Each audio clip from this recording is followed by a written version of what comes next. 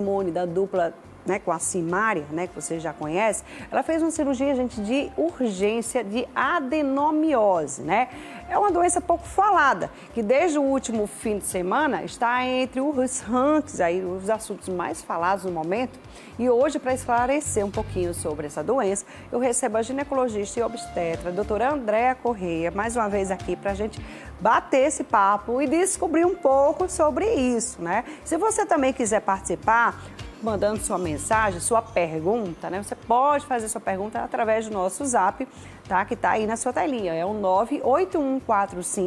98145-7570. Você pode mandar áudio ou você pode mandar uma mensagem escrita, mas manda áudio, fica mais fácil da gente entender, tá bom? Doutora, bom dia, tudo bom? Seja bem-vinda. Explica pra gente, primeiramente, o que seria essa adenomiose, né? Isso. Que é isso, gente? Vamos saber juntinhos aqui. Solta aqui a tela para que ela possa explicar e a gente ir já mais ou menos observando pelos desenhos, né? Então, a endometriose e a adenomiose é parecido? A gente costuma dizer que são primas. Na realidade, né, para a gente entender o conceito de adenomiose, a gente precisa compreender um pouco da anatomia do útero. Então, o útero ele é dividido em camadas. A porção mais interna do útero é chamada de endométrio. Certo. É essa região que ela descama todo mês, quando essa região não recebe o embrião, que não é implantado, e aí ele descama em forma de menstruação. Essas células, essa região, é como se fosse um capim que todo mês vai crescer e vai descamar, virando menstruação. Porém, se essa estrutura endometrial ela migra para outras regiões fora do útero, dá-se o nome de endometriose. A adenomiose é como se fosse uma endometriose dentro do próprio útero, porém numa região que não é o endométrio, e sim o miométrio, que é a região muscular do útero, a camada. Eu costumo comparar com, por exemplo, um abacate. Quando a gente parte o abacate, a região onde está o caroço, intrínseca ali, junto do caroço, é o endométrio, é a cavidade onde o bebê vai ficar, é a casinha do bebê. Certo. A região da polpa do abacate, aquela parte verdinha, é o miométrio. E a parte externa é o perimétrio. Então, essa região do miométrio, quando o abacate ele não está muito bom, ele não fica meio escurinho, Isso. então ele começa a ir infiltrando a camada do miométrio, tá? Causando a adenomiose. Então imagine essas estruturas que vocês podem visualizar dentro do miométrio. Toda vez que a mulher vai menstruar, ela vai inflamar. É como se ela também quisesse menstruar, mas ela não tem para onde sair, porque quando descama, vai sair através do canal vaginal e eliminado em forma de menstruação. No miométrio, ele é impossível fazer isso, então ele gera um processo inflamatório e isso vai causar os sintomas clássicos da adenomiose, que é a dor pélvica intensa, aquela sensação de inchaço, né? Muito desconforto do tipo cólicas intensas, a menstruação com um padrão aumentado, um fluxo aumentado com bastante coágulo e pode também ter aquele sangramento tipo borra de café durante todo o mês. E isso pode prejudicar muito a qualidade de vida da mulher. Ela teve um bebê recentemente. Isso pode ter sido a causa também? Então, ou ela pode já ter essa doença antes do bebê nascer? Na realidade, uma a cada 10 mulheres, elas vão ter adenomiose. Porém, a grande maioria ela é assintomática, ela não vai causar tantos transtornos. E aí, após uma gestação ou após cirurgias no útero, e a cesariana não deixa de ser uma cirurgia uterina, pode fazer com que aquela camada mais interna do endométrio migre e se infiltre com mais facilidade para outras regiões, que é o miométrio. Então, as cirurgias ginecológicas uterinas, como a própria cesariana, que é uma cirurgia, pode de fato favorecer o surgimento da adenomiose. Mas existem outras causas, né, que na realidade a causa ela não é bem definida. Existe um componente genético, né, geralmente a gente tem histórico de mulheres que as mães ou avós tiveram esse comprometimento, né, e cursa sempre com esse histórico de muita dor e geralmente ela surge na idade mais avançada, assim, depois dos 40 anos. Diferente da endometriose, que ela já vem surgindo muitas vezes Mais desde cedo, o né? início da menstruação. É verdade. Agora, Existe algum anticoncepcional que seja indicado para esse tipo de Pois de é, doença? os tratamentos da adenomiose, eles se baseiam na suspensão da menstruação. Certo. Porque para essa mulher, ela vai estar menstruando numa área que não deveria, né? Então, pode ser feito através de contraceptivos, porém, exclusivamente os progestágenos, que só tem a progesterona isolada. Por quê? O estrogênio é como se fosse o alimento da adenomiose. Então, quanto mais eu ofereço estrogênio, mais essa doença vai proliferar. Então, existem os combinados, que é estrogênio e progesterona, esse não serve para adenomiose. E existem os progestágenos, que podem ser as mini pílulas, que são só progesterona, que é utilizado, por exemplo, para as mulheres que estão amamentando, tá certo? Sim. E existe o Diomirena, que é o Dio hormonal, que também vai ter só progesterona. Os implantes hormonais, que também são à base de progesterona, que vão ajudar a bloquear essa menstruação, que para essa mulher não vai ser saudável, e dessa forma tratar. Só que o tratamento da adenomiose, ele se baseia no desejo ou não da mulher engravidar. Se ela ainda quer engravidar, não tem uma prole definida, é preciso preservar esse útero. E aí Agora vai tem que ter muitos cuidados. Exato, Caso ela vai- descubra antes da gravidez que tem a Isso, adenomiose. exatamente. Inclusive, ele é um dos fatores de infertilidade. Naquela área que está comprometida, se porventura for a área onde o embrião vai se implantar, ele pode facilmente escorrer e não ter uma boa implantação e causar o abortamento. Então, por isso, ele também é um importante fator de infertilidade. E aí vai depender de dois fatores. A questão de que tipo de adenomiose é, se é uma adenomiose focal ou se é uma adenomiose difusa. Se ele compromete mais de 50% do útero, ele já está muito difuso e muitas vezes não vai responder bem ao tratamento que poderia ser só a remoção daquela região comprometida. Ela certo? já tem 2 filhos, né? Então ela Isso. teve que fazer uma cirurgia para retirar. Isso. Ela tem prole definida, né? E provavelmente a adenomiose dela, não sei exatamente, mas pelo que foi dito, ela era difusa. Então ela comprometia mais de 50% do útero e, de fato, o tratamento curativo é a esterectomia. Porém, nem sempre precisa chegar a um nível tão drástico, porque se a mulher tem um desejo de engravidar, existem outras alternativas de tratamento na tentativa de preservar a prole dela. Agora, uma vez não tratada, né, o que pode acontecer? Então, é importante ressaltar que a adenomiose ela é uma doença que muda muito a qualidade de vida da mulher, mas ela é uma doença benigna. Não existe como a adenomiose se converter num câncer, tá? Então, isso é uma coisa que assusta muito as mulheres.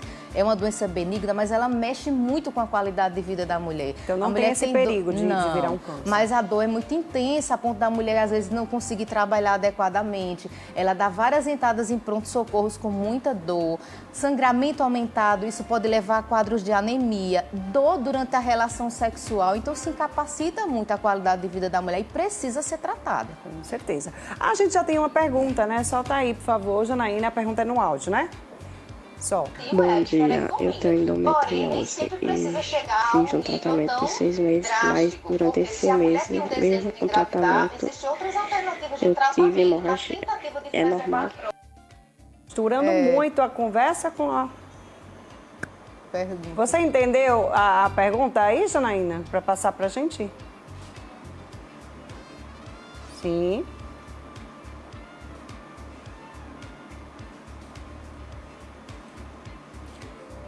Tá, ela tem endometriose, fez um tratamento de 6 meses, mas ainda continua sangrando, mesmo depois do tratamento. Então, no caso da endometriose, né, que a gente costuma dizer que é a prima da adenomiose, a endometriose são a região do endométrio que migrou para outras áreas, tá? E é preciso realmente definir como é que está o quadro, o avanço dessa doença nessa jovem. Então, é preciso individualizar, pode ser que necessite do bloqueio dessa menstruação por mais tempo e vai depender se ela deseja ou não engravidar. Se ela quer engravidar, existem inclusive cirurgias por videolaparoscopia para retirar esses focos de endometriose. Tá? Nós temos vários especialistas hoje só em endometriose, eu posso citar vários colegas aqui na cidade, e que realmente vão estar fazendo esse acompanhamento para que possa preservar essa prole e favorecer essa fertilidade. Vamos lá, diagnóstico, né? O diagnóstico seria pela ultrassom? Isso. E aí a gente pode confundir essa ultrassom, né, na gravidez? Como é que é isso? Então, doutora? o primeiro exame a ser realizado na investigação da adenomiose é, de fato, a ultrassonografia. E é por isso, como ele faz parte do leque de exames de rotina, muitas vezes a gente faz um diagnóstico acidental, né? A mulher não tinha sintoma nenhum e chega com histórico que está detectando alterações sugestivas de adenomiose. Nessa mulher eu não tenho que me preocupar. Eu vou me preocupar com a mulher que de fato tem algum sintoma ou dificuldade para engravidar. Porque 1 em cada 10 vai apresentar adenomiose. E isso está muito associado às doenças da mulher moderna. Porque a mulher ela foi projetada para gestar e parir. Isso. Ela não foi projetada para deixar para engravidar com 35, 40 anos. Isso faz com que o organismo fique exposto àquela descamação endometrial, menstrue. Porque, por exemplo, minha avó ela teve 9 filhos. Ou ela estava amamentando ou estava grávida. Então, pouquíssimas vezes ela menstruou na vida. Ou seja, sai um menino, antigamente sai um menino já vinha outro. Exatamente. Então, o que é que aconteceu? A gente adicionou muitas coisas na vida da mulher moderna, mas continuou também com essa função. Exato. E adicionou a cesariana, e muitas vezes. Nós somos o país da cesárea, não é à toa que não existia, né? Exatamente, e a cesárea é uma cirurgia que pode favorecer tanto a endometriose, principalmente de parede, na região onde foi feita a incisão, como também a própria adenomiose. Então, as cirurgias uterinas, a manipulação desse útero pode favorecer sim. Eu vou mexer com a anatomia dessa estrutura, né? E eu posso contribuir. Muito bem. Vamos escutar mais uma pergunta. Solta aí, Janaína. Bom dia, eu tenho 43 anos e minha menstruação, ela vem, passa 2 meses para vir, passa 3 meses, aí quando vem, tem mês que vem muito mesmo. Vem muito, tem mês que deve vir ela pouco. está com um padrão de irregularidade menstrual, né, associado a um volume aumentado, que a gente chama de metrorragia, um volume aumentado de fluxo. Ela pode estar associada, sim, à adenomiose, mas também pode ser um mioma. É necessário identificar melhor, né, essa alteração para poder investigar. Ou pode simplesmente ser uma alteração hormonal, que a gente chama de sangramento uterino disfuncional, porque ela pode estar próximo de entrar na menopausa. E uma coisa bem interessante, Marília, é que quando a mulher está próximo da menopausa, a gente evita fazer a esterectomia. Por quê? Quando parar a menstruação, a doença não vai acabar? Então não tem por que eu expor a mulher a uma cirurgia, né, invasiva se ela está próximo da menstruação. Então nessas mulheres a gente mantém o tratamento farmacológico até que ela de fato entre na menopausa e aí de uma certa forma tem a cura do problema. Com certeza. Tem mais uma pergunta. Solta aí. Bom dia. A minha pergunta vai para essa doutora para me saber. Eu descobri em junho que eu tinha isso, a adenomiose. Mas aí, quando foi em fevereiro, eu engravidei nas trompas, sem saber, um bebezinho nas trompas. Aí tive que tirar uma trompa na urgência. Eu queria saber dela se ainda eu tenho capacidade de engravidar, porque com o exame que eu fiz na trompa, mostrou que minha outra trompa tem uma aderência, mas ela está aberta. Engraçado, né? Tem muita mulher que engravida pelas trompas. Como assim, doutora? Explica um pouquinho também pra gente sobre isso. Então, a gestação ectópica, que ela é fora do útero, ela pode ser, preferencialmente, na grande maioria, ela acontece nas trompas. Então, o que é que acontece? A trompa é uma estrutura tubular, né, que é só de encontro entre o óvulo e o espermatozoide. Ele ocorre na trompa. Porém, eles devem continuar caminhando, seguindo, né? E se implantar no útero. Isso. Quando isso não acontece, ela passa a se desenvolver dentro da trompa, nós chamamos de gestação ectópica, ou também chamada de gestação tubária, né?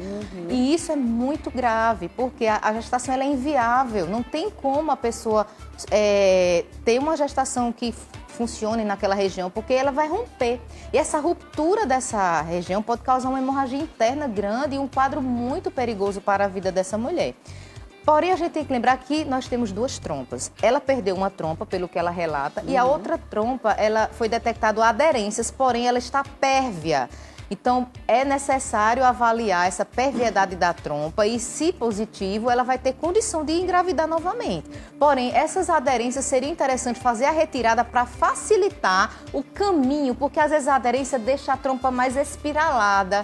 E aí é mais difícil de haver esse encontro e isso pode ser um fator importante de infertilidade. Com certeza. Vamos ver mais um áudio, né, Janaína? Solta mais um áudio aí. Bom dia. Eu já tive esse sangramento do mesmo jeito, muita dor, muito coágulo e coloquei esse corpo estranho para fora. Até hoje não sei o que é. Às vezes esse corpo estranho é o próprio endométrio, porque o endométrio é como se fosse um capim. Ele vai crescer e proliferar. Se ele espessar demais, quando ele descama, às vezes parece um tecido.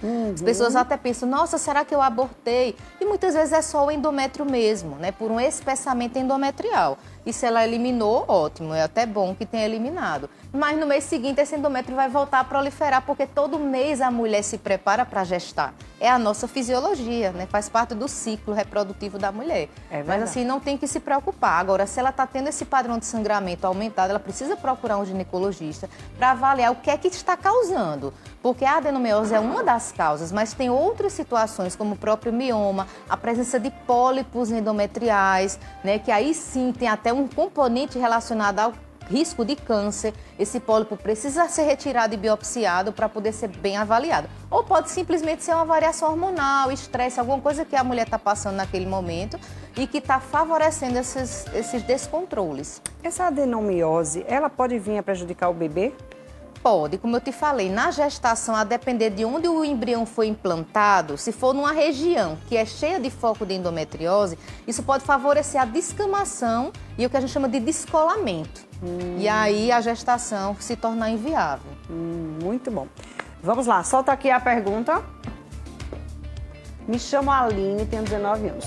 Tenho cólicas intensas e às vezes fora do período menstrual. Às vezes sinto dores durante a relação, minha menstruação atrasa e quando vem só fica 3 dias. Tenho caso na minha família de policísticos, né? Pode ser que eu tenha adenomiose?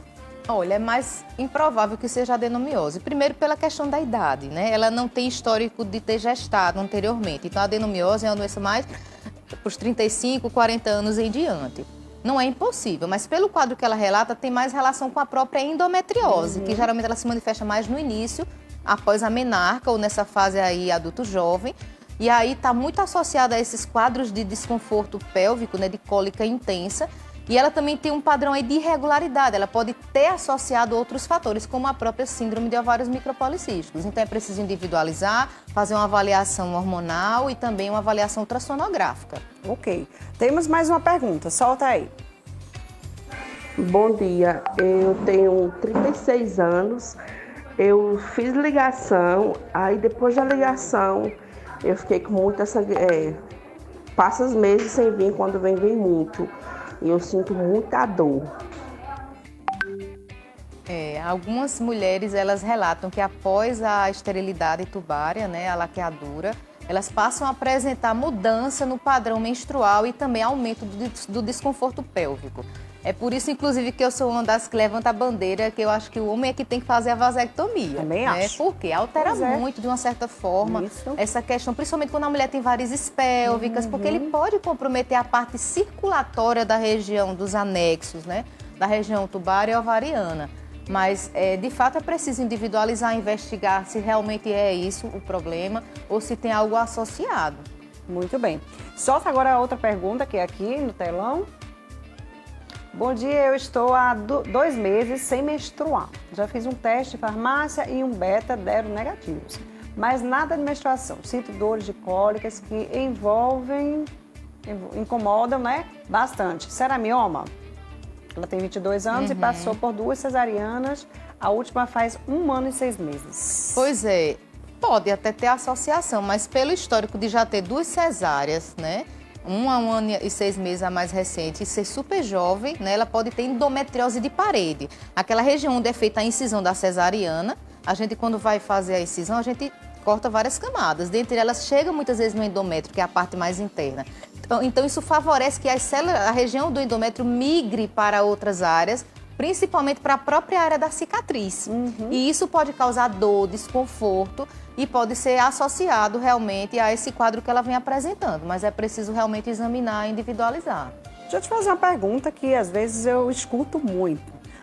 Eu engravidei e continuo menstruando.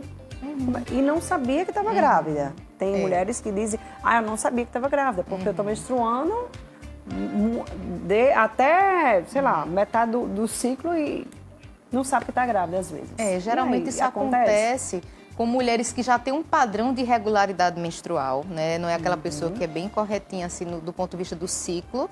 E aí quando ela engravida, ela pode ter o que a gente chama de insuficiência lútea. Por deficiência de progesterona, o corpo lúteo, que é a estrutura que vai produzir progesterona, ele pode não produzir adequadamente e o corpo compreende que é para descamar.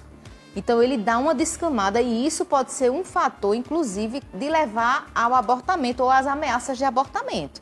A mulher não acha que está gestante, né? E aí fica tendo aquele sangramento tipo escape e está achando que está menstruando, mas não é menstruação. É uma ameaça de abortamento. Então, todo sangramento que acontece na gestação, eu não posso considerar que aquela mulher está menstruando, e sim que ela está com ameaça de abortamento. Por algum motivo, está havendo essa descamação, não está tendo uma boa implantação, e isso pode levar, inclusive, ao próprio abortamento. Muito bem. Vamos lá, tem mais pergunta, né, áudio? Não é isso? Solta aí. Bom dia. Meu nome é Maria, tenho 28 anos e sinto muitas dores quando tenho relação. É normal? Pois é, A dor gente durante já a escuta relação... muito esses relatos, né, de mulheres que falam isso. Dor durante a relação não é normal e precisa ser tratada. É algo que mexe muito com a qualidade de vida da mulher. Porque a sexualidade é uma necessidade humana básica. não você ter... né? Então, a gente precisa definir como é essa característica da dor. É uma dor que a gente chama de dispareunia inicial, quando está introduzindo o pênis na vagina, ou é uma dor de profundidade, quando encosta lá no colo do útero. Então, a endometriose, por exemplo, e a própria adenomiose, está associada mais a essa dor de profundidade. No início da penetração não sente desconforto, mas quando encosta no colo do útero, há esse desconforto. E é preciso investigar. Além dessas questões que a gente falou agora, existe também a doença inflamatória pélvica, que é uma doença que pode estar associada a um quadro infeccioso e que precisa ser tratado, né, com antibióticos e identificado realmente a causa. Então, toda dispareunia ou dor durante a relação sexual, ela precisa ser tratada. Essa mulher precisa ser ouvida, ser acolhida, né, e ter essa assistência o mais rápido possível. Ou seja, o bom é procurar um ginecologista Isso. médico, tá, gente? Olha, tem mais perguntas, né, Jana? Muitas perguntas. Hoje a gente não vai sair daqui, viu, doutora? Bora lá. Solta aí, vai, Janaína. Próximo. Bom dia. Eu tive bebê agora há pouco, tô com 2 meses, só que minha cesariana, ela toda dolorida e meia dura. Isso é normal? Pois é. A cesariana, né, como é uma cirurgia, né, de médio porte, toda essa região são 7 camadas até chegar no útero, e isso faz com que ocorra o processo de cicatrização de cada estrutura. E existe nesse meio do caminho, a depender de como é o processo de cicatrização dessa mulher, da formação de aderências, né? Então, a depender de como é o processo cicatricial dela, como foi o repouso, né, durante esse período de puerpério, pode fazer com que isso seja mais dificultoso, ou se ela tiver tido infecções locais na região, que também precisa ser avaliado. Já como são 60 dias, né, já não era mais para estar com esse comportamento de dor. Às vezes é necessário, inclusive, fazer a massagem local para favorecer a circulação, uso de laser, o pessoal tem utilizado bastante para favorecer esse processo de cicatrização e contribuir e evitar essa dor. Muito bem. Mais uma pergunta agora aqui. Vai lá, solta aí. Bom dia, me chamo Mônica, fiz uma cirurgia quarta-feira passada, retirei um ovário. Gostaria de saber da doutora Andréa se ainda posso engravidar. Ela de Sapé. Mônica, você pode engravidar sim, você ainda tem outro ovário, tá? Então, você só precisa de um realmente para gestar, porque se você tiver um óvulo ali e que esse óvulo for fecundado, você poderá gestar. Então, não se preocupa, procura um profissional especialista para te ajudar nisso, tá certo? Talvez você precise induzir ovulação, né? Se tiver durante um ano de tentativa não engravidar naturalmente, procura um profissional que possa te ajudar e te direcionar para isso, para que você possa realizar esse sonho aí de gestar. Deus quiser. Solta mais uma pergunta aqui no telão. Gente, tem muita pergunta, viu? Bom dia, estou grávida de 17 semanas, sinto muitas dores nas costas. Isso eu não sei o quê. Moro em primeiro andar e subo escada. Isso prejudica o bebê? Isso é normal? Não prejudica, pessoal. Então, a atividade física é fundamental para gestantes saudáveis, gestantes de risco habitual, que não tem nenhuma doença. Então, muito pelo contrário, hoje em dia a gente tem orientado as mulheres o quanto antes praticar uma atividade física. Eu até brinco um pouco com as minhas gestantes, que eu tenho a oportunidade de acompanhar, E às vezes é aquela que estava totalmente sedentária, e quando engravidou, acho que bate aquela peso na consciência de pronto, agora eu vou fazer crossfit. Eu digo, também não é assim. Tem que ser com calma. Se teu corpo não estava acostumado para aquela carga de atividade física, vai começando com a caminhada, com pilates, com a yoga, atividades de baixo impacto. Agora, se você era um atleta, eu tenho gestantes que é personal, então ela precisa parar de fazer atividade, reduzir. Não, o corpo dela já está acostumado com aquele ritmo de atividade. O que a gente orienta é cuidado só com a perda do equilíbrio, porque a gestante ela tem um comprometimento maior de equilíbrio e o risco de queda aumenta para essas mulheres. Então é só ter esse cuidado, evitar os exercícios de alto impacto, mais pelo risco de queda, não vai subir rapel, não vai estar fazendo aqueles exercícios de crossfit mais intensos, né, mas é bom senso. Mas a atividade física é sempre importantíssima. Eita, olha, a gente tem mais de 50 áudios aí, perguntas, enfim, a gente não tem como ficar aqui, gente, a manhã inteira, até porque daqui a pouquinho a gente vai falar sobre depressão, depois você manda sua pergunta sobre esse assunto, que também é um assunto muito importante, mas a gente vai soltar a última, viu? A última, eu prometo. Vamos lá, solta. Bom dia, minha menstruação vem muito ao correr do mês. Eu queria saber por quê. E muita menstruação. Então, esse fluxo aumentado, né, ele pode ter relação com a própria adenomiose, né, que a gente tem falado bastante hoje, mas pode estar associado a outros fatores, inclusive até mesmo câncer, né? Então, é algo que precisa ser investigado, essa mulher precisa fazer os exames de rotina para que a gente possa identificar a causa desse sangramento aumentado, que não é considerado normal, tá? Precisa ser investigado. Muito bem, gente, vamos encerrar aqui com a doutora Andréa, até porque a doutora Andréa tem que trabalhar e a gente tem que dar continuidade no próximo assunto, viu, doutora Andréa? Obrigada, foi muito bom aqui, esclarecedor demais. Né? Deixa tuas redes sociais, tá aqui, né, já? Da clínica, não é isso? Qualquer dúvida sobre o assunto, procura lá o Instagram da Clínica Iluminário, Andréa Corrêa Geóloga, eu vou estar à toda disposição para vocês. Aí, gente, pode aperrear a doutora Andréa e perguntar a ela diretamente, tá, gente, as coisas. Porque, assim, aqui a gente não tem muito tempo, né, doutora Andréa? Se a gente pudesse ficar a manhã todinha aqui falando sobre esse assunto, que é um assunto muito importante, tudo sobre mulher, né? As pessoas têm dúvidas, né? Principalmente quando a gente traz ginecologista, e aí as mulheres querem tirar as dúvidas, né? Interage bastante. Então, obrigada mesmo, obrigada né, a você, por sua participação. Maria. Foi ótimo. Volto de novo, viu? Olha só,